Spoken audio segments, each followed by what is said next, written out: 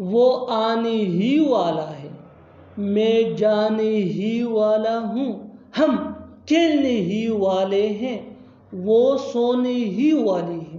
इन जुमलों के लिए ये स्ट्रक्चर यूज होता है, सब्जेक्ट प्लस हेल्पिंग वर्ब जिसको ऑक्सिलरी वर्ब भी कहा जाता है। ये टेंस या सब्जेक्ट के मुताबिक होता है, plus just two plus V1 यानी first form of verb plus other words. अच्छी तरह समझने के लिए कुछ मिसालें देखते हैं। वो आने ही वाला है यानी वो पहुंचने ही वाला है। He is just to come, he is just to come. He ये सब्जेक्ट प्रोनाउन है जो थर्ड पर्सन के लिए यूज होता है, विच मीन वो, और ये मेल के लिए यूज होता है। एज ये हेल्पिंग वर्ब है और ये ही शी के साथ यूज होता है। जस्ट टू मीन ही वाला कम, ये हमारा V1 है यानी first form of verb which mean आना।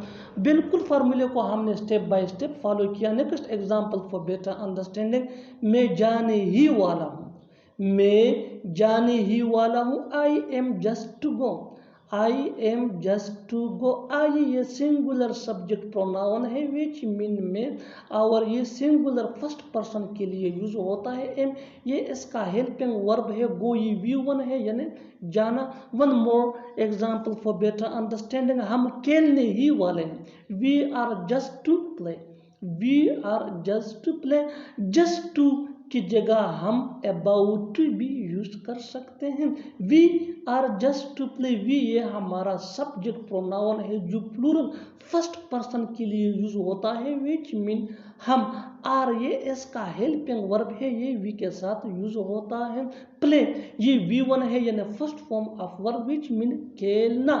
वो सोने ही वाली है। She is just to sleep, she is just to sleep. She ये सब्जेक्ट प्रोनाउन है जो सिंगुलर थर्ड पर्सन के लिए यूज होता है, विच मीन वो। लेकिन ये फीमेल मुवन्नस के लिए यूज होता है, मुवन्नस को रिप्रेजेंट करता है। ही वो मेल के लिए यूज होता है और शी ये फीमेल के लिए यूज होता है। इज ये इसका हेल्पिंग वर्ब है। स्लीप ये हमारा V1 है यानी first form of verb which mean सोना।